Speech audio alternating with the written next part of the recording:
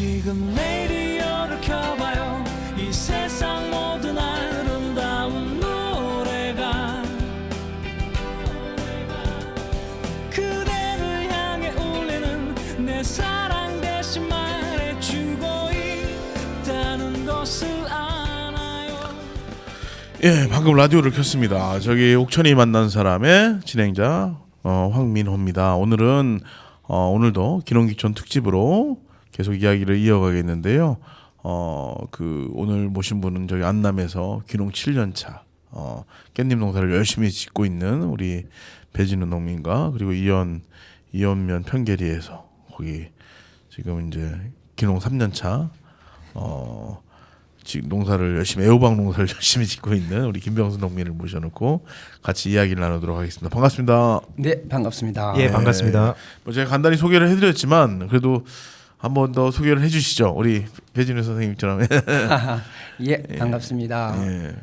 안남면에 살고 있는 배진우입니다. 깻잎 농사 짓고 있고요. 예. 귀농 7년 차. 그렇습니다. 그러군요. 우리 김병수 선생님. 네, 울산에서 울산에서 기농해가지고 3년 된 초보 농사 김병수라고 합니다. 아, 그러셨군요. 초보 농부. 아, 근데 울산이 원래 고향이십니까? 네, 울산이 고향입니다. 근데 이 먼 그 옥천 땅까지 어떻게 오게 아. 됐습니까? 예, 부모님이 지금 옥천에 살고 계십니다. 아, 어떤 연유를 이렇게 살고 계시죠? 원래 고향이 부모님 고향 옥천이십니까? 아버지 고향이 그러시구나. 아버님도 이연면 편계리에 살고 계시나요? 아니요, 그 강청리에 살고 이연면 강천리. 예.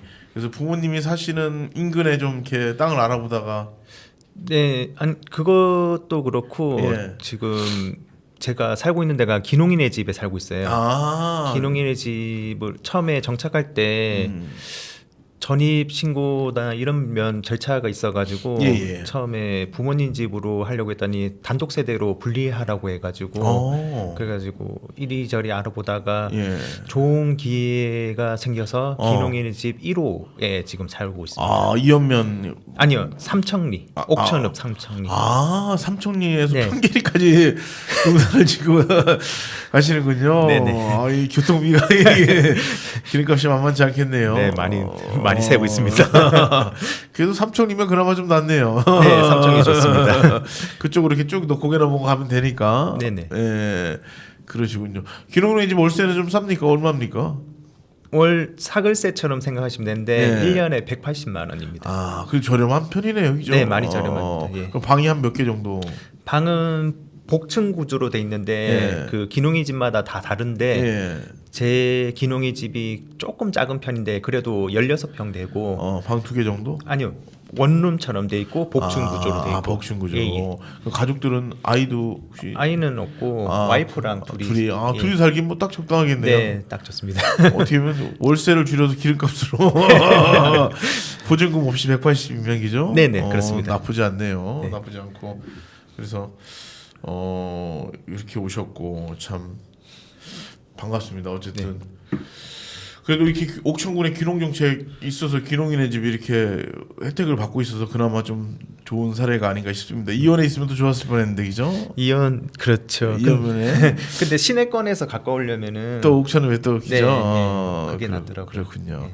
우리 배준희 선생님은 어떤 연유로 이렇게 옥천의 땅에 고향으로 서울에서 많이 활동하신 걸로 알고 있는데 예. 저도 경상도 사람이죠. 경상도 어디이십니까? 고향은 마산입니다. 지금은 이제 창원으로 마창 지금 앞에서 명칭이 바뀌었죠. 예. 거기서 마산에서 고등학교 졸업까지 하고 예. 대학 진학하면서 이제 서울서 살게 됐죠. 쭉 살다가 예.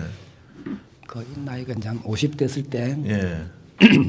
새로운 삶을 좀 선택한다라고 한 것이 농업을 선택하게 했는데 처음에는 아까 말씀드렸다시피 제 고향이 그쪽이니까 남쪽에서 좀 그 시작을 해볼까라는 생각을 했는데 또 뭐 꼭 고향이어야 된다는 건 없으니까 또 뭐 다른 지역에도 몇 군데 좀 이게 제가 그 선택 폭을 놓고 고민을 했는데 안남을 선택하게 된 거 어쨌든 하여튼 여기까지 왔어요. 하다 보니까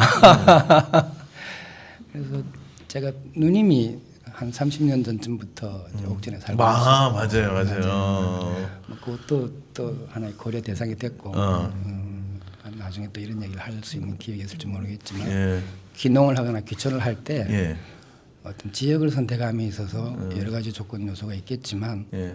아니 뭔가 하나든 비빌 언덕이 하나 있으면 좋습니다. 아, 그렇죠, 그렇죠. 그게 굉장히 중요하거든요. 좋은 일이건 나쁜 일이건 간에 내 편이 될 수 있는 사람이 하나 있으면 큰 힘이 되니까 그런 것도 좀 작용을 했고요. 또 제가 그 천주교 신자인데 예. 안남면에 또 공소가 있어요. 그래서 내가 시골에서 살더라도 신앙생활을 할 수 있는 게 되겠구나. 뭐 그런 것도 좀 작용을 해서 안남을 선택했죠. 그러시구나. 아이고. 어쨌든 반갑습니다. 우리 김병수 농민 이제 애호박하고 여러 가지 고구마도 농사도 짓고 네. 노지 하우스 한 200평에 노지 한 2,000평 가까이 짓는 걸로 알고 있는데 네. 기농 3년 성적표는 어떻습니까? 궁금합니다. 뭐 내세울 건 없습니다. 아. 아직까지도 네. 좀 미미하고 밭작물이 생각외로 소득도 좋지는 않은데 네. 지금 저는 이리저리 변화를 시도해 보면서 네. 저한테 맞는 장목을 지금 선택하고 있는 상황. 계속 탐색 중이군요, 되게.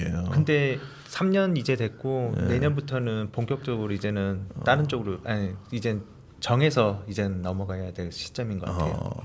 궁금한 게 이제 그 다 땅을 구매를 하신 겁니까? 아니면 빌리신 겁니까? 땅은 1,500평은 구매했고 지금 800평 정도는 빌린 상태. 임대. 예. 하우스 같은 경우는 임대로. 아니 하우스는 제 밭에 있습니다.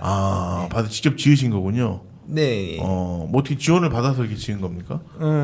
하우스는 보조가 있어요. 하우스 몇 보조 프로 정도? 50% 예, 그거 보조 받아서 지었습니다. 한 200평 남치시면 얼마 정도 듭니까? 하우스는 보통? 요즘 올해는 모르겠는데 작년에 전쟁이 일어나기 전쯤에 한 100평 짓는데 3중 하우스예요, 제가. 그래서 1,700 그냥 원가가 한 1,700에서 1,800 정도 들어간다 생각하십니다. 그럼 절반은 거기서 절반은 보조 받는 겁니까? 그것도 딱 절반은 아니고 그 작년 기준에 1,320만 원을 단가로 매겨가지고 거기에 50%에서 660만 원만 보조됩니다. 그렇군요. 단가가 이게 시세랑 좀 많이 차이가 있군요. 그래서 아마 올해는 그런 걸 고려해서 다시 조정했다고는 알고 있습니다. 근데 아쉽네요. 올해 또 지실 생각이 있으세요? 지금 계속 단동처럼 되는 연동으로 지금 지었는데 단동식으로 된 거는 한계가 있고 아무래도 좀 한 번에 짓는 게 제일 좋은 것 같은데 그게 제 첫 실수인 것 같아요. 차라리 처음부터 좀 크게 지었으면은 단가도 좀 낮아지고 좀 그런데 지금은 계속 변형하거나 뭐 합치거나 이런 상황이라서 아직까지는 생각은 없습니다. 그렇군요. 네. 어쨌든 돈이 그럼 1,000만 원 정도는 자부담이 들었겠네 얘기죠. 그렇죠. 예. 한 동당 1,000만 원 정도는 들었습니다. 맞아요. 그렇군요. 아이고 돈이 만만치 않네요, 그죠? 네, 돈이 1,500평 또 구매하는데도 또 비용이 많이 들고 또 그것도 또 제 땅이 좀 높은 땅이에요. 높은 땅이라서 그것도 약간 피고 하는데도 돈 좀 많이 들고 이래저래 초반에는 많이 들어갔습니다. 한 1억 정도는 있어야 되겠네요, 기농하려면 좀요. 그걸로는 모자랄 것 같습니다. 아직 집도 안 지신 상황이니까 그죠? 거기다가 늘 조언하시는 게 처음부터 섣불리 집은 짓지 마라. 짓지 마라, 사지 마라 이렇게 얘기를 하시더라고요. 왜냐하면 중간중간에 또 어떻게 바뀔지 모르니까. 옥천에서도 지금 상황은 이연면 판결이지만 또 안쪽으로 만약에 땅이 들어가면 또 그쪽 근처로 또 이사 가고 이런 상황도 만약에 발생할 수 있기 때문에 조금 더 고민해보고 그 마을 환경 생각하고 그렇게 결정하라고 하시더라고요. 그렇겠네. 이제 살아보고 나서 네네. 여기 아까 얘기한 대로 내가 작물 이걸 선택을 하고 땅을 여기서 이제 평생 살아야겠다 생각하면 이제 그때 짓는 게 현명하겠네 얘기죠. 후회를 안 하는 게 제일 중요합니다. 그런 의미에서 근데 1년 기농이네 집에 1년밖에 못 있잖아요, 그죠? 아닙니까? 아니 그 맞습니다. 근데 저 같은 경우에는 기농인 집 1호 기농인의 집이라서 군에 기속되는 게 5년 동안만 군에 기속되고 5년 지나면은 마을로 이렇게 기속이 되거든요. 아, 마을에서 운영하는 겁니까? 네, 그러면? 그래서 저는 운 좋게 거진 끝나가는 시점에 기농인의 집에 들어가서 그 다음부터 이장님이 배려해 주셔가지고 더 있어도 된다. 네, 계속 1년마다 갱신 촬영하고 있습니다. 아유 최고죠. 다른 사람이 들어와서 경쟁하지 않으면 되는 거예요. 어쨌든 마을에서 이제 귀속이 됐으니까 네. 마을 이장님하고 잘 얘기하면 네네. 뭐 계속 살 수는 있겠네요, 그죠? 네, 이장님이 잘해주시고 이래서.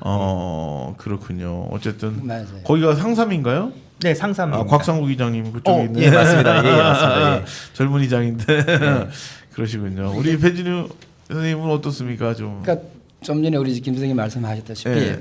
제가 이제 귀농을 먼저 한 입장에서 예. 조언이 됐건 예. 뭐 얘기를 하자면 예. 좀 정확한 말씀을 하셨는데 귀농하는 사람들이 해서 안 될 실수가 처음부터 땅 사고 집 사지 말아라. 후회할 일이 생길 수 있잖아요. 그렇죠, 그렇죠. 향후 어떻게 상황이 전개될지도 모르는 거고 예. 또 막상 해보니까 안 돼서 실패할 수도 있잖아요. 당연하죠. 예. 요즘은 통계가 얼마나 바뀌었는지 모르겠는데 예. 제가 듣기로 우리나라의 귀농 기촌 인구의 정착률이 30%밖에 안 된다고 그러더라고요. 야, 그러니까 굉장히 낮네요. 예, 70%는 왔다 가는 경우는요. 다시 되돌아가는 거죠. 리턴. 네. 근데 그 사람들 집 사놓고 땅 사는 건 이제 어떡할 겁니까? 이제 그런 문제가 발생하지 않도록 하기 위해서 예. 또 실제로 제가 경험 지내 보니까 예. 내가 그 살아갈 마을 또는 농사를 지어야 될 토지 예. 이런 환경적인 조건들이 예. 바뀔 수 있어요. 그렇죠. 예.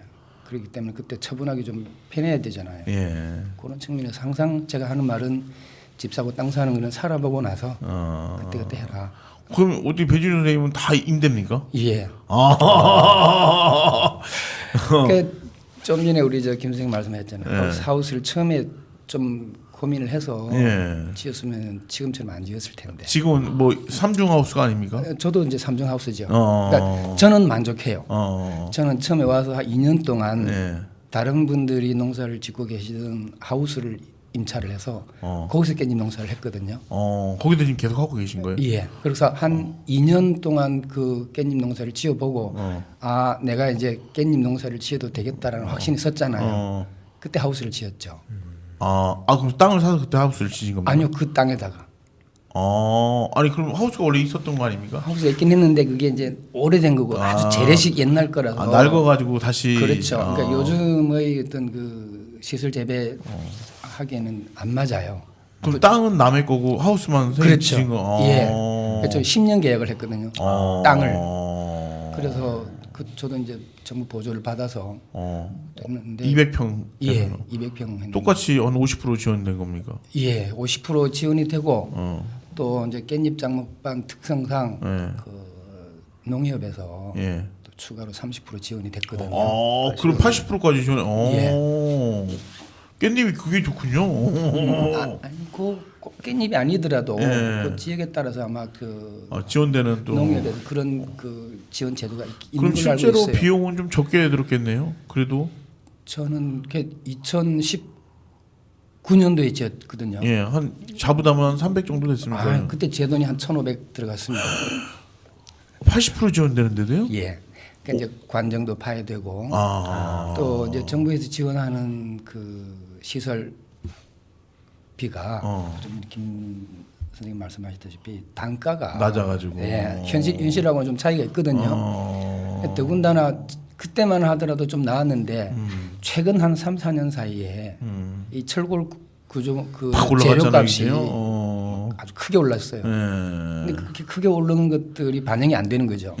정부가 지원하는 기준에는. 그러다 보니까 자부담 비율이 더 높아지는. 80%라 하더라도. 예, 지금은 이제 더 많이 이제 부담스러울 겁니다. 실제로 다른 지역도 그렇고 정부 지원 사업을 신청을 했다가 막상 내가 지으려는 상황에 가서 포기하는 경우도 많습니다. 최근 그런 사례가 많이 이제 있는 보도를 제가 접했거든요. 그럴 겁니다. 그러면 200평 정도 빌리는데 10년 계약이라면 매년 얼마씩 내는 겁니까, 보통? 그건 이제 지역마다 좀 다르고 또 그 땅의 입지 조건, 뭐 그 재배하는 작목에 따라서 막 그 지역마다 그런 게 있어요. 기준들이. 그뭐 문서화된 건 없어도 대략적으로 그래도 대략적으로 저는 좀 다른 분들보다는 좀 싸게. 아니요 좀 더 비싸게 이제 임대 조건을 했어요. 제가 그러고 싶었고 처음에 그런 이유는 다른 이제 그 주변에 농지를 임차를 하면은 뭐 평당 1,000원이다. 예를 들면은 저는 한 3,000원 정도를 드린다고 했어요. 아, 고령화된 농민이었습니까? 어떻게? 예, 그분 이제 어르신이 옆에 같이 농사를 지니까 배우는 게 많아요. 그리고 또 초보 농사꾼이라고 이것저것 거의 간섭에 가까울 정도만큼 많이 이렇게 지도를 해주시니까 잔소리도 심하게 들어요. 그분은 무슨 농사 깻잎 농사 짓니까 그분도? 그분은 이제 깻잎은 아니고 채소 작물 여러 가지를 많이 하시는 분이니까 워낙 오랫동안 하셨기 때문에 그분은 정말 박사시죠. 그분한테 옆에서 배우면서 저는 뭐 그 정도의 임대료를 드리는 거는 충분하다, 가치가 있다라고 이제 생각해서 그렇게 이제 드렸죠. 그렇구나. 집도 그러면 어떻게 임대로 지금 어떻게? 예, 임대로. 그 농가주택 해가지고 시골에 또 다행히 또 빈집도 있고 해서 조금씩 이제 얼마나 됩니까 임차료가? 저는 연 100만 원입니다. 야 대단하시네. 사실 빈집은 관리만 해주는 것도 그죠? 그렇죠. 야, 네, 맞습니다. 야. 그러니까 1년 동안 100만 원 내고 그 집에 제가 살고 있습니다. 야, 이 배준우 농민의 사례는 이게 가장 저렴하게 농촌에 네. 기농해서 오래 사는 방법을 뭐 제가 갖고 있는 뭐 생각이 예. 농지가 됐건 주택이 됐건 예. 그게 꼭 내 소유해야 될 이유는 없잖아요. 이게 그렇죠. 농사를 짓고 살 수 있으면 되고 내가 몸 하나 누이고 생활할 수 있는 공간이 있으면 되는 거지. 그것이 꼭 내 것이어야 한다는 이유는 없잖아요. 공수래 공수고 뭐 이런 겁니다. 지금 그런 생각을 갖고 있어요. 마당도 굉장히 넓은 걸로 알고 있는데. 마당이 한 2-3천 평 되죠. 아. 그러니까 산속에 그 산중 예. 입구에 있어서 옛날 장독 때 막 크게 사업하시던. 맞습니다. 예. 예. 그문 열고 나가면 전부 그 제 겁니다. 대단한 곳에 사시는 것 같아요. 그러시구나.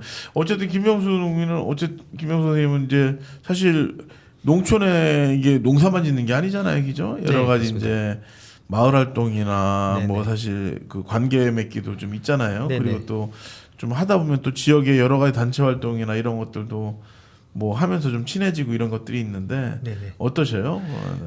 저도 말씀하신 것처럼 교류라고 해야 되죠. 네. 그 사람들 교류가 중요하다고 생각해서 네. 소통이랑 교류가 중요하다 생각해서 예. 일단은 작년 재작년에 교육을 많이 받았어요. 농사도 지으면서 그러다가 도립대에서 조경 분재 가드너를 시작해가지고 그 다음에 조경 기능사 따고 분재 1급 관리사 따고 이야. 또 도시 농업 관리사도 지금 따고 이렇게 점점 넘어가다 보니까 예. 그쪽에 모인 그 수업 청강생들이 같이 이거 계속 나가 보자 이래서 예. 결성된 게 조경 쪽에 관련된 동산밭이라고 예. 마을에 저희가 한 달에 한 번씩 조경 봉사를 하고 다녀요. 예. 거기 단체 지금 그쪽에 제가 다 초창기 멤버들이다 보니까 어떻게 예. 하다가 거기는 부회장 맡고 있고 그다음에 적십자도 지금 이원 적십자? 아니요. 옥천 적십자. 옥천에 적십자가 14개 예. 지구가 있는데 예. 14개 회가 있는데 예. 그 중에 하나에 또 젊다 보니까 이름이 뭡니까 적십자 이름? 옥향입니다. 옥향봉사. 옥향 적십자. 옥향봉사회. 옥향봉사에. 예, 예. 거기 또 들어가셨군요. 그쪽은 또 총무 맡고 아. 그리고 예. 또 기농인이다 보니까 예. 또 기농인 또 그 연합 또 단체가 있어요. 예. 근데 땅이 또 평계리다 보니까 예. 또 이연면 또 지부 그쪽도 또 어리다 보니까 총무 맡고. 지금 다 그냥 많이 어떤 단체든 가면은 거진 어린 쪽에 속하더라고요. 제가 저는 난 연세가 지금 지금 46인데도 어린 편에 속하더라고요. 여기서는. 46은 굉장히 어리죠. 어린 편이 아니라 어딜 가나 막내겠는데. 30대가 있을 줄 알았는데 그래 제 또래도 잘 안 보이는 것 같고 그래서 예. 정말 이렇게 좀 나이 좀 젊을 때 좀 그래도 결정을 하셨네요 이렇게. 예, 41살 때쯤에 고민을 했어요. 왜 그런 고민 어떻게 하게 되시죠? 뭐 속된 말로 가을 탔는지 퇴근하는데 갑자기 불현듯 계속 불안해지더라고요. 지금 50대 말씀하셨지만 저는 40살 때 그래가지고 계속 나중에 은퇴하고 있는 거는 아파트 하나 있고 연금 받고 이러지 않을까 이런 고민이 점점 생기다가 아까 말씀드린 것처럼 말씀 안 드렸구나. 제가 계속 퇴사가 아니라 다른 원래는 어떤 일을 하셨었어요? 전기 쪽 일을 했습니다. 예. 그 와이프랑 얘기를 해서 아무래도 요 업종이나 이런 다른 변화를 제2의 삶을 바꿔야 되지 않겠나 얘기를 해서 처음에는 원래 필리핀 가려고 했었어요. 왜? 장모님이 필리핀에 계셔가지고 장모님이 좀 필리핀 쪽에 사업을 좀 한번 해보라고 해서 그래서 필리핀 쪽으로 알아보려고 추석 전이었어요. 2018년도 추석 전에 와이프는 바로 필리핀으로 넘어가고 그거 어학 준비를 하면서 그렇게 하고 저는 마무리 짓는 상황 울산에 그 청산하려는 정리 작업을 하면서 그러면서 준비를 하다가 2019년도 설날 때 그 와이프는 그때 또 귀국해가지고 이제는 설날 지나고 필리핀으로 넘어가려고 했어요. 근데 어떻게 하다가 부모님이 옥천이다 보니까 옥천에 와서 설날 때까지도 잘 있어요 이렇게 얘기를 하고 가려고 하는데 그때 기차를 타고 가는 상황이라서 아버지께서 차를 태워주셨는데 차 타고 가면서 보니까 축사가 보이고 축사를 막 짓고 있더라고요. 그때 당시 2019년도에 그래서 얘기하니까 아버지 요즘 속값 괜찮나 보죠 이러니까 속값 좋다고 하더라고요. 지금 많이 떨어졌는데 그때는 거진 정점이었어요. 맞아. 그러고 또 지나가는데 버섯 농장이 엄청 큰 농장이 있더라고요. 그래서 요즘 버섯 좋나 봐요 이러니까 버섯도 장사 수익이 좋대요. 그래서 그런가 이러면서 그래가지고 아버지가 갑자기 그냥 가지 말고 그냥 여기 와서 농사 지어봐라.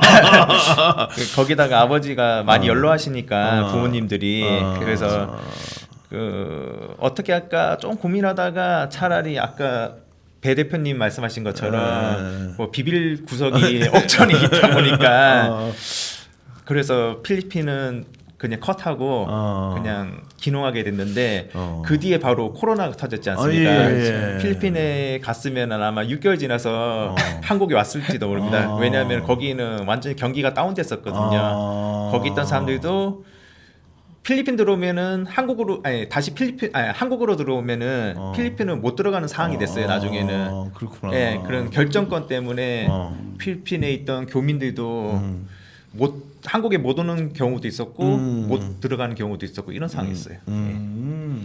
아이고 되게 이 드라마 같은 아버님이 아주 탁월한 선택을 할 수 있도록 이끌어 주셨네요. 근데 그 아내분은 좀 반대하지 않으셨나요, 좀? 다행히 아까도 말씀드린 것처럼 아직 애가 없다 보니까 와이프도 그냥 제가 하는 거는 좀 지지하는 편이라서 만약에 반대를 했으면은 아예 그런 상황도 없었겠죠. 대단하시네요. 필리핀이냐 옥천이냐 둘 중에 선택지 중에서 옥천이 당첨이 되다니. 그렇군요. 어쨌든 여러 가지를 지금 짧은 시간 안에 많이 맡고 계시네요. 근데 옥천 너무 좋습니다. 뭐 적십자 옥크양봉사회, 뭐 기농인 이원 면집의 총무도 맡고 계시고 아까 가든 동산밭이, 동산밭이, 이 총무님도 맡고 계시고. 부지부장 또 부회장 맡고 있는 것도 있다고 하시잖아요. 어떤 거요? 부회장. 그게 동산밭이. 동산밭이. 부회장 직책을 사회활동을 왕성하게 지금 예, 교류입니다. 우리 배지 선생님은 어떻습니까? 저도 꽤 했죠. 풍물단도 하시고. 풍물단은 지금 하고 있고요. 아직도. 처음에 기농 딱 했을 때 제가 또 이런 생각을 했죠. 순수하게 제 개인적인 이제 이 필요에 의해서 지역 공동체 활동을 활발하게 하다 보면은 내가 여기에 자연스럽게 녹아드는데 시간을 단축할 수 있겠다라는 이제 생각을 가지고 어머니 학교 교사도 했고요. 맞아요. 농민회 활동도 하고 농민회도 가니까 벌써 그냥 총무를 시켜버리더라고요. 어리신 편이에요. 그때만 해도. 근데 이제 그 지역에서 활동을 하는데 좀 이건 중요한 문제라 생각해요. 그러니까 그 지역에 있던 기존의 분들과 그렇죠. 새로 들어오는 사람들 사이에서 어떤 융화하는 과정에서 보이지 않는 갈등, 마찰 뭐 이런 것들이 발생을 해요. 그럴 수밖에 없죠. 그래서 제가 그런 한 2년 정도 이렇게 활동을 하다가 조금 그 불편한 일이 좀 생겼어요. 그게 이제 상처를 제가 받았죠. 마음에. 그래서 모든 활동을 접어버렸어요. 그때 이제 어떤 생각을 했냐면은 당신들 미워 이런 게 아니고 내가 지역 사회에서 귀농해서 농촌살이를 하면서 어떻게 살아야 되는 것을 좀 새롭게 정립을 해봐야겠다. 그런 시간이 좀 필요하겠다는 생각이 들었어요. 그래서 한 1년 반 정도 거의 두문불출 하다시피 그냥 집에서 농사 일만 계속하고 그런 시간을 좀 보냈어요. 그러면서 제가 조금 이제 좀 냉정하게 객관적으로 바라보려고 노력을 했고 이런저런 평가를 하다 보니까 제 생각은 조금 이제 정리가 돼요. 명확해지고 뭐 어떤 것이 옳고 어떤 것이 잘못된 것인가 하는 것을 구분이 되고 또 그 과정 속에서 제가 아까 말씀드렸습니다만 신앙이 있으니까 그 신앙 속에서 기도를 하면서 묵상을 하고 반성을 하고 그러다 보니까 좀 마음의 상처도 좀 가라앉고 딱지도 좀 앉고 그다음에 이렇게 또 근육이 좀 단단해져야겠다라고 단단해졌다고 할 수 있을까요? 이제 마음도 좀 편안해지고 그래서 생각들을 좀 정리를 해서 다시 활동을 시작한 게 풍물단부터 시작을 한 거고요. 뭐 그렇게 됐는데 문제는 그 성찰의 기간 동안에 뭐 칩거 뭐 그 기간 동안에 생각을 해보니까 결국 내 잘못도 있더라는 거죠. 그게 쉽지 않은데. 그러니까 그럼 나는 내가 뭘 잘했느냐, 뭘 잘못했느냐라는 걸 생각을 하게 되고 내가 조금만 더 이렇게 마음을 바꿔서 했으면은 이런 갈등도 안 생길 수도 있겠다라는 이제 자기 반성이 생겨요. 그러다 보니 자신이 생겨요 이제는. 그러니까 이제 내가 이 지역 사회에서 이분들하고 같이 어울려서 부딪히고 했을 때 어떤 상황이 되더라도 내가 잘 대처할 수 있겠다는 생각이 들어요. 관계의 근육이 생겼군요. 이제. 맞습니다. 그래서 뭐 이제 요즘 아주 편하게 활동을 하면서. 또 이제 그 아까는 처음에는 제 개인적으로 그냥 빨리 지역 사회에 녹아들고 싶어서 활동을 했다 그랬는데 또 지나면서 생각을 해보니까 어차피 사람은 사회적 동물이고 이 농촌 지역 작은 면단이긴 하지만 여기도 하나의 사회인데 여기서 많은 사람들이 공동체를 이루어가면서 서로 역할을 모아서 공동체가 유지가 되는 거잖아요. 그렇죠. 그게 나 혼자 살아간다고 해서 나만 혼자서 독야청청 살아가겠다 이거 안 되거든요. 어차피 어울려서 살아가는 거니까. 그 과정 속에서 남들은 이렇게 기여를 하고 참여를 해서 활동을 해서 뭔가를 역할을 하는데 나는 그냥 가만 앉아서 이들이 만들어 놓은 어떤 이런 인프라에다가 나는 그냥 편성하겠다라는 생각, 이기적인 생각밖에 안 되는 거더라고요. 그래서 이거 적극적으로 참여를 해야 된다라는 이제 생각을 또 확고하게 가지게 되는 거고. 그렇죠. 그래서 지금은 뭐 지역 사회에 있는 그 주변 분들하고 지내면서 힘을 많이 얻고 있어요. 되게 좋죠. 예. 칩거를 하시다가 이제 어떤 깨달음을 좀 얻으셨군요. 깨달음이라기보다는 반성을 했죠. 그래 지금 풍물단 활동만 지금 하고 계시는 거군요. 예, 지금 풍물단 활동을 하고 있고요. 매주 이렇게 하십니까? 예, 매주 이게 수요일마다 저녁 때 연습을 하고 또 이제 11월 달에 우리 군 대회가 있습니다. 대회 나갈 준비도 하면서. 풍물단은 뭘 맡고 계시는 거예요 지금? 순전 꽹과리요. 잘하는 사람만 만든다는. 아닙니다. 그건 아니고 꼭 대회를 앞두고 그런 대회만 프로그램만 하는 것이 아니고 지역 사회에서 열정을 되부릅니다. 또 뭐 면민의 날이다. 또 이런저런 작은 뭐 어떤 행사가 있을 때 풍물단 단원들이 가서 거기서 또 같이 공연을 합니다. 하면서 그러니까 저희들 단원들끼리 그런 얘기를 하지요. 이거는 어차피 풍물단이 안남면이 만든 거니까 우리도 안남면의 어떤 하나 공동체 일원이니까 그런 일에 우리가 가서 같이 적극적으로 참여하고 공연하는 것이 우리가 하나의 또 기여다라는 얘기를 서로 많이 합니다. 아 그렇군요. 어쨌든 참 이게 7년 동안 사실 이게 사람들하고 한번 싸우고 이렇게 갈등이 생기다 보면 떠나고 싶은 마음이 사실 굴뚝 같거든요. 다 접고 그냥 아유 가야겠다. 근데 이제 그러지 않고 어쨌든 그 지역에 계속 이제 뿌리를 내리면서 뭔가 그 자기만의 성찰의 시간을 갖는다는 건 되게 중요한 것 같습니다. 이게. 저 귀농한 첫 해 겨울에 보따리 싸고 갈까 이런 생각을 했었어요. 근데 조금 덧붙이자면은 그 우리가 귀농 귀촌하는 분들에 대해서 이런 마음 자세를 가지고 해라 또 어떤 행동하면서 이런 조언들을 하잖아요. 근데 처음에 왔을 때 참 제가 귀에 거슬렸던 그 말이 로마에 가면 로마법을 따르라. 뭐 이런 얘기들을 많이 해요. 사실 폭력이거든요. 나는 내 마음대로 할 테니 넌 숙여. 뭐 이거잖아요. 그건 옳지 않다고 보고.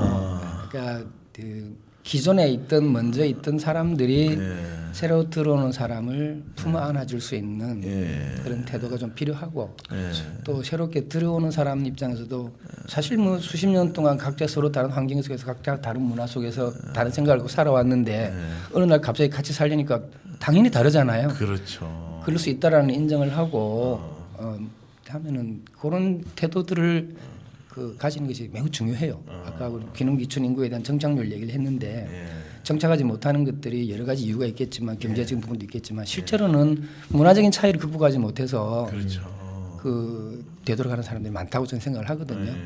그렇기 때문에 그거는 우리 기존에 있던 원주민이라고 표현을 할게요.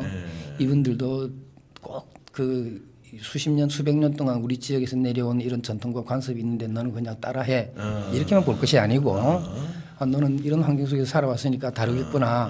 그러니까 우리는 이런 게 있어. 이렇게 이제 좀 그 뭐랄까요 서로 배려하는 그런 이제 태도를 취하는 게 좋을 것 같아요. 그렇구나.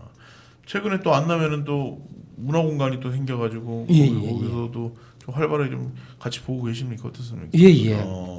우리 소개 좀 잠깐 해주시죠. 뭐. 그런 얘기 해도 돼요? 네. 그 안남에 예술공간 안남 그런 이제 카페가 하나 생겼는데 카페 겸 갤러리입니다. 갤러리면서 미술 작품을 전시하고 취지는 아마 그런 것 같아요. 그분들이 그 지역에 있는 문화 예술과 관련된 인사들 어떤 재능을 가지고 있는 사람들을 좀 찾아서 발굴해서 이분들끼리 같이 뭔가를 서로 공유할 수 있고 소통하는 그런 공간으로서 허브 역할을 하는 그런 공간을 좀 하겠다. 그러면서 그분들이 가지고 있는 어떤 재능들을 끌어모아서 이것이 각자의 재능으로 끝나는 것이 아니고 우리 지역 공동체 안에서 좀 더 선순환되는 구조, 선한 영향을 끼칠 수 있는 일들을 만들어 나가면 더 좋지 않겠느냐. 막 그런 취지로 이제 그분들이 그런 공간을 만들고 또 이제 연주를 한다든지 뭐 공연도 하고 하는데 전 이제 그게 되게 좋아요. 사실은 우리 지역이라는 것이 군 단위도 마찬가지지만 면 단위나 읍 단위로 가면 갈수록 문화와 예술의 사실은 사각지대고 풀모지입니다. 황무지입니다. 그런 분들에게 뭔가 문화와 예술을 접할 수 있는 기회를 자꾸 만들어주고 심지어는 그분들 속에서 자기도 발견하지 못했던 어떤 재능들을 발견했을 때 또 발현할 수 있는 기회도 만들어내는 그런 게 된다라면 우리 지역민들의 삶이 얼마나 풍성해질 수 있겠느냐. 저는 이제 그런 생각으로 동의를 했거든요. 하고 있습니다. 그분들한테. 그건 참 좋은 것 같습니다. 새로운 또 면 단위에는 이 문화공간이 되게 열악한데 그러게요. 그런 것들도 이제 해소할 수 있는 중요한 뭐 매주 한 달에 한 번씩 열리나요 이게? 이게 이제 정규적으로 딱 정해놓은 건 없고요. 그때 그 필요해하고 또 기회가 생기면 그분들이 전시회 저기 미술 작품은 계속적으로 상설 전시를 해요. 이제 음악 쪽에나 뭐 문학 이런 쪽은 그때 섭외가 되면은 또 기회를 만들어서 대략 보면은 한 달에 한 번 정도는 그런 이제 이 공연 행사가 이루어지고 있는 것 같아요. 강연도 하고 공연도 하고 전시도 하고 예. 복합적인 문화 공간으로 클래식 이제, 음악, 연극, 영화. 엊그제는 이제 그 화가들 작가를 직접 초청을 해서 또 옥천 지역에 있는 그 음악 하시는 분들 두 분을 초청을 해서 그 트럼펫 연주와 성악 가곡 연주 뭐 이런 것들을 섞어서 그런 저기 토크쇼도 하고 그런 게 있었거든요. 회원들은 자꾸 문자를 보내더라고요. 이렇게 뭐 그러시죠. 한다고. 예.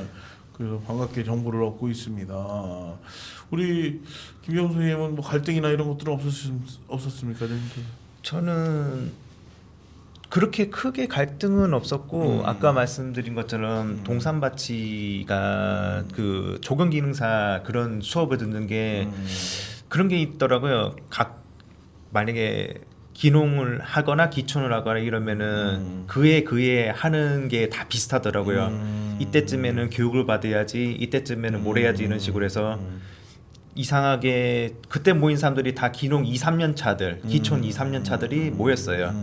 그분들이 한 20몇 명 이렇게 시작했는데 그런 쪽에서도 아까 말씀드린 것처럼 이런 타지랑 이렇게 교류하는 것보다 아니 타지라고 하기엔 기존에 있던 분이랑 교류하는 거랑 다르게 저희는 새로 모인 사람들끼리 교류하다 보니까 그런 쪽에서 서로 갈등이 있거나 이러면은 서로 조언도 구해주고 위로도 되고 이런 식으로 저희끼리 좀 순환시키면서 힐링을 했던 것 같아요. 야, 허니문 기간이군요, 아직. 허니문 그렇지.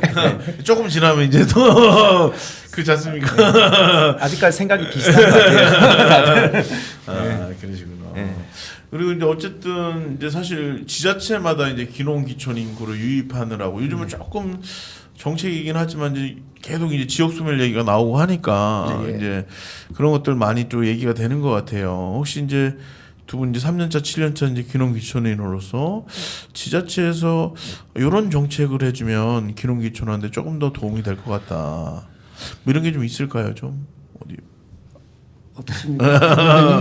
우리 김영선들은 글쎄요, 저는 그 지금 인구가 5만 4만 9천 5만은 안 되고 네. 왔다 갔다 한다고 생각하는데 글쎄 정책 저 같은 경우에는 뭐 기농인 입장이다 보니까 그런 정책 사업에 대해서는 잘 생각이 안 떠오르는데 저 같은 경우에는 아까 말씀드린 것처럼 밭작물을 하거나 이러면은 제일 중요한 게 배 대표님처럼 멘티 멘토 만약에 땅을 뭐 사는 게 중요한 게 아니고 솔직히 맞습니다. 말씀하신 것처럼 임대를 해서 내가 시작을 할 때 누군가가 조언을 해줄 수 있는 그런 멘티 멘토 그런 제도가 필요한데 옥천에 있긴 있어요. 옥천에 있긴 있는데 그게 그 세 가지밖에 없어요.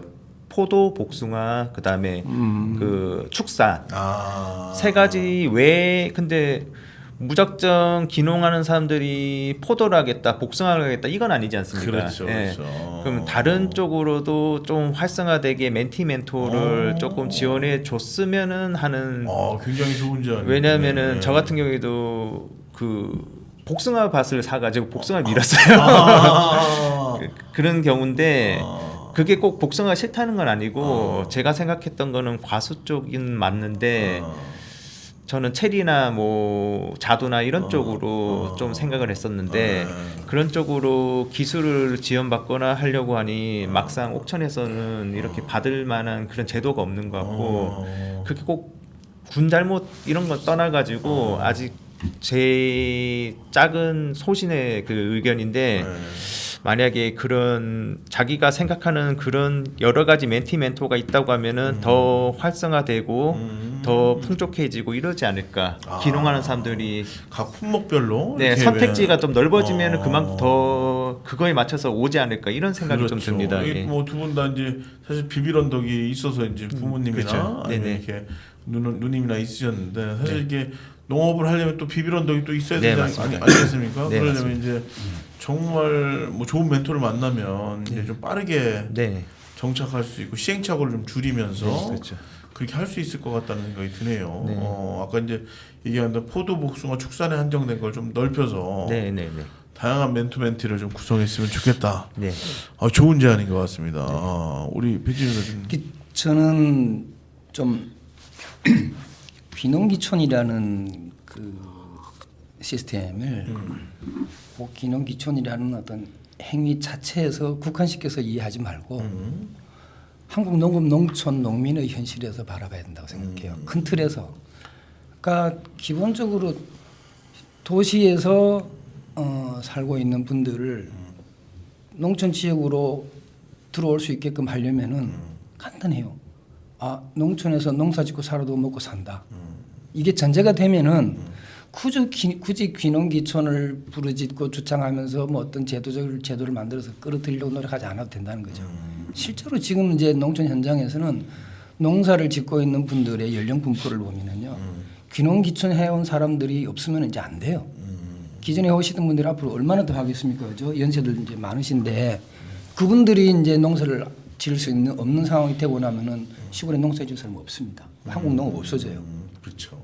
그러면은 농사를 지어서 도시에서 살 때보다 여러 가지 모든 면에서 열악해지고 불편해지고 불리해지면은 아무리 귀농귀촌을 하라 그래도 안 와요. 농촌에서 농사 짓고 사는 것이 도시에서 중산층 이하의 삶을 사는 것보다 훨씬 더 낫다. 삶의 질이 경제적으로나 문화적으로나 이게 좋다 그러면은 선택하겠지요. 젊은이들이. 그분들이 선택을 해야 한국 농업 농촌 농민의 미래가 담보가 되는 거죠. 그러면 그게 농사라는 농업 하나만 보고 아닙니다. 절대. 농촌과 농민의 삶, 농업이라는 산업을 같이 봐야 되거든요. 그렇죠. 통합적으로 고려된 어떤 정책이 나와야 되거든요. 사실은 주거 환경 또는 생활 환경 일단 이제 편의 시설들 이런 것도 매우 중요하잖아요. 당연하죠. 지난 여름에 제가 이런 일이 있었어요. 밭에서 일을 하다가 뾰족한 그 쇠붙이에 발을 찔렸어. 그 시뻘건 그 철사 보니까 맨 먼저 그게 뭡니까 우리 파상풍이 걱정이 되잖아요. 그렇죠. 그래서 보건소를 갔어요. 파상풍이 그 염려되는데 이랬을 때 어떻게 좀 치료할 수 있느냐 그랬더니 보건소에는 그런 거 없어요. 그래서 옥천 보건소에다가 또 문의를 했어요. 옥천군 보건소에도 내가 이런 일은 다쳤습니다. 어떻게 주사라도 맞거나 치료 됩니까 그랬더니 보건소에서는 그거 안 되고요. 개인 병원으로 가세요. 그럼 안남에서 발바닥 하나 찔렸다고 일하다 말고 옥천에 있는 병원까지 와야 돼요. 국민병원까지. 그러니까 이런 현실이 사실은 파상풍이라는 것은 농민들한테는 손에 쥐고 모든 작업 환경이 쇠붙입니다. 홈이며 나시며 톱이며 이런 것들 다 늘 파상풍에 노출돼 있는데 굉장히 그 흔한 그 예상이 되는 건데 거기에 대한 대비가 농촌 지역에 없어요. 공공의료는 의료복지는 이거 다 헛소리죠. 허공으로 날아가는 거죠. 그러니까 이런 것부터 시작해서 교통이라든지 또는 뭐 이 주거 환경 이런 것들을 개선해 나가는 게 결국은 귀농귀촌을 그렇죠. 유입하는 거고. 기존에 있는 사람들의 어떤 그런 것들을 잘 해야지. 농사에 관한 얘기를 조금 더 할게요. 지금 농민들한테 정부에서 엄청나게 지원되는 것들이 생산 기반에 관한 시설들입니다. 스마트 파밍. 그렇죠. 농민들이 지금 농사 기술이 모자라서 시설이 없어서 농사 못 짓지 않습니다. 우리나라 농업 기술이 상당한 수준에 올라가 있습니다.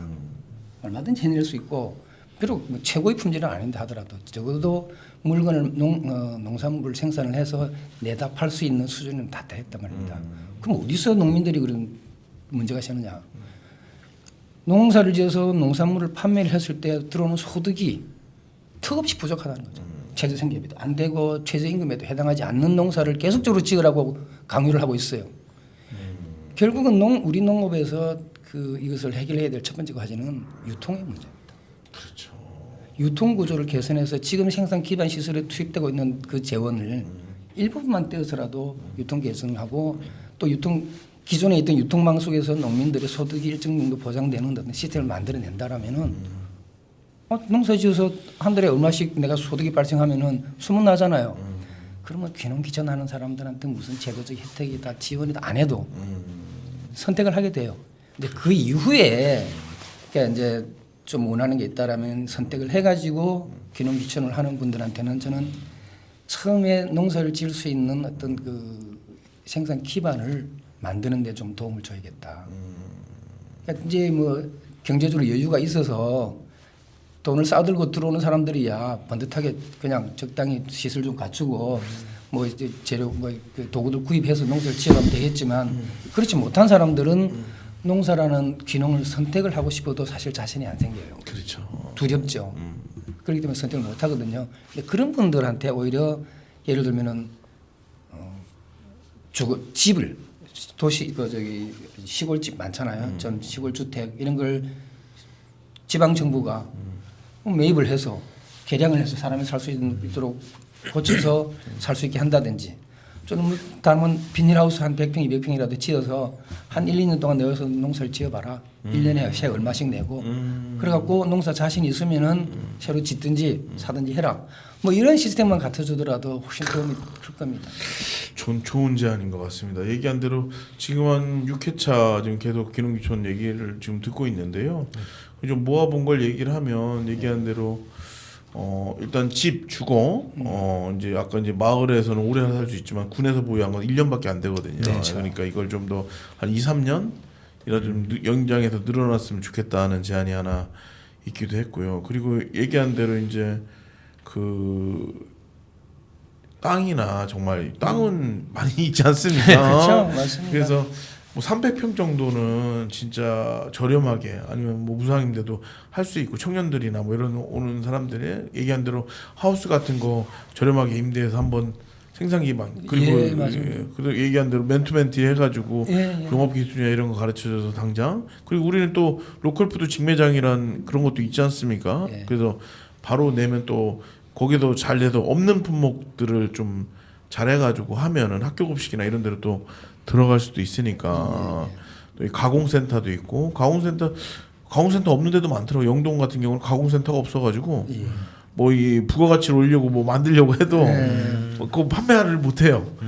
기억만 해서 그래서 옥션은 그나마 가공센터나 직매장이 좀 잘 되어 있으니까 좀 뭐 어쨌든 농사 짓는 거 거기다 유통 판매가 가능하면 훨씬 더 좋지 않겠습니까? 그리고 얘기한 대로 교통 이제 차가 없는 사람들은 이제 대중교통이 굉장히 불편하잖아요. 또 예, 그래서 또 아이들 같은 경우도 이게 야간에 버스가 일찍 끊기니까 좀 야간에 버스가 뭐 한두 대 정도라도 있으면 맞습니다. 이게 좀 읍내 와서 좀 놀다가 이제 갈 수도 있고 그리고 또 문화, 교육, 의료 인프라, 복지 인프라도 마찬가지고요. 그나마 좀 안남까지만 해도 여기 옥천 읍생활권이라 한 15분, 20분 내 된다고 하더라도 그렇습니다. 청산 같은 경우는 뭐 한 40분 걸리거든요. 차로. 그러니까 청산도 오히려 영동이 더 가까운데 한 영동 한 20분, 보은 20분 걸리는데 근데 뭐 청산 주민 여기 읍내에 다 수영장하고 영화관이 있는데 거기서 주민이라도 수영장 영화관 뭐 한번 가본다 하면 이건 너무 이게 피로감이나 기름값, 시간 너무 많이 드니까. 결국 그 있다고만 말만 할 뿐이지 실은 소외되고 있는 거죠. 예, 그래서 좀 면 단위의 작은 좀 그 사람이 작다고 눈코입이 없는 게 아니지 않습니까? 예, 그런 것처럼 작은 면 단위에도 읍에서 누릴 수 있는 어떤 그런 공공 인프라를 그 규모에 맞게 좀 해줄 수 있다면. 그럼요. 예. 이게 우리가 농사 한번 짓고 또 즐기고 또 놀아야 되지 않습니까? 이게 저기 얘기한 대로 젊은 그 여성분들 같은 경우는 오면 농촌에 오는 거 되게 싫어하잖아요, 사실. 그렇죠. 오늘 싫어하는 이유가 이제 뭐라도 할 게 있어야 되는데, 그렇죠. 뭐 평생 뭐 배우고 뭐 이렇게 같이 그런 게 있어야 되는데 시골 가면 거의 감옥살이 하는 것 같이. 그래서 저는 인제군 사례를 제가 몇 번 얘기했는데 인제군 2개면 하나씩 묶어가지고 수영장, 영화관, 뭐 헬스장 뭐 해가지고 복합 문화 이걸 만들었더라고요. 그래서 한 120억 정도 들여가지고 만들었는데 연간 운영비가 한 10억 정도 든대요. 그런데 일자리가 또 그만큼 생기는 거죠. 네. 그러니까 근데 그런 얘기를 하면은 예산 낭비라고 합니다. 이제 사람들이. 그러니까. 예. 사람이 적은데 이용할 사람이 몇 명 되겠냐.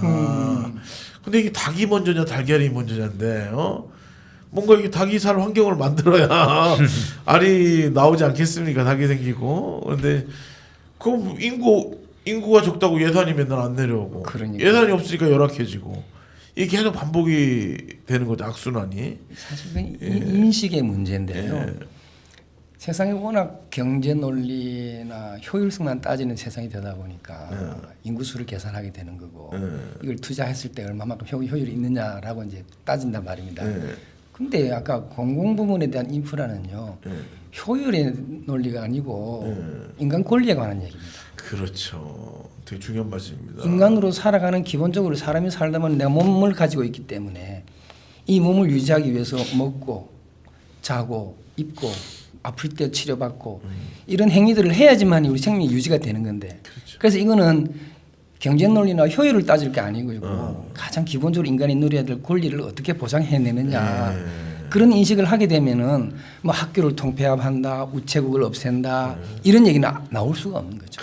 버스를 노선을 줄여버린다 이런 얘기 해버리면은 사람 권리에 대한 제한이거든요. 효율이 아니라 권리에 대한 문제다. 되게 중요한 부분 예. 지적을 해주신 것 같습니다. 그러니까 그런 것들이 좀 이렇게 갖춰지면은 아까 말씀드렸다시피 특히 이제 여성들 경우에 귀농을 함에 있어서 귀농 귀촌을 함에 있어서 예상되는 불편함이 줄어들잖아요. 그러면 선택할 수 있는 그 가능성이 더 높아지죠. 그러니까요. 이게 본인이 이제 사실 남성들의 로망이 이제 자연인이다 이게 보면서 그렇죠. 이제 예. 40, 50대 되면은 이 농촌에 가고 싶은데 여자들 제일 싫어하는 거라고 그렇게 하는데 맞아요. 근데 그 욕구를 싫어하지 않을 수 않지 않도록 뭔가를 그런 환경을 좀 만들 수 있다면 오히려 농촌이 되게 저렴하고 공공 부분이 좀 더 확대돼서 더 풍족해야 돼요. 예, 더 풍족하고 여유롭고 맞습니다. 뭐 이렇게 할 수 있도록 해야 되는데 그게 굉장히 그 농촌 도로 같은 경우도 인도가 없어요. 그렇죠.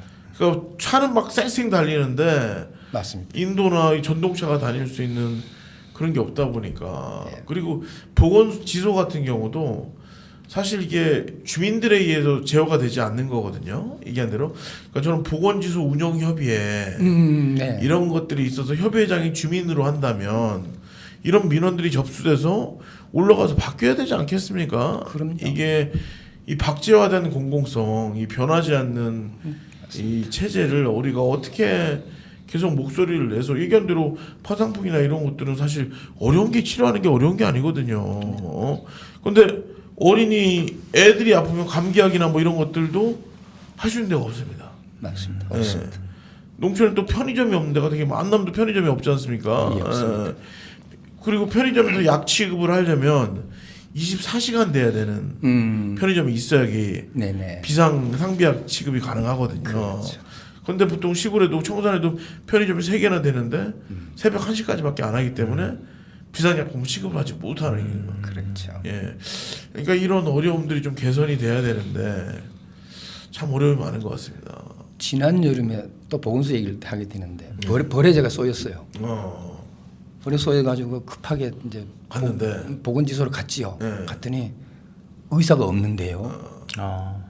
왜요? 그랬더니 안 나면 안 내면 두 개 통합되면서 하면서 그 의사 한 분이 왔다. 두 지역을 공동으로 관리를 하는데 안 나면은 화요일 목요일만 의사 선생님이 와요. 그럼 내 아픈 것도 화요일 목요일만 맞춰서 아파야겠구나 이런 생각을 하게 되죠.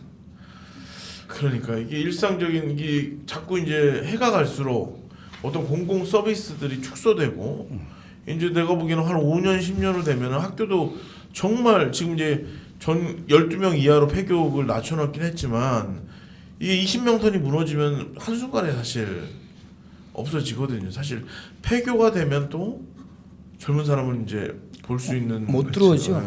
맞습니다. 그런 환경이 지금이 굉장히 중요한 시기라는 생각이 많이 듭니다. 예. 어쨌든 오늘 1시간 동안 이렇게 이야기를 많이 나누셨는데 마지막으로 이렇게 한 말씀씩 좀 해주시죠. 소감이나 간단히 어땠는지 뭐 그런 것도 좋고 제안도 좋을 것 같습니다. 저는 제가 먼저 할게요. 네. 평생 살아오면서 방송은 처음입니다.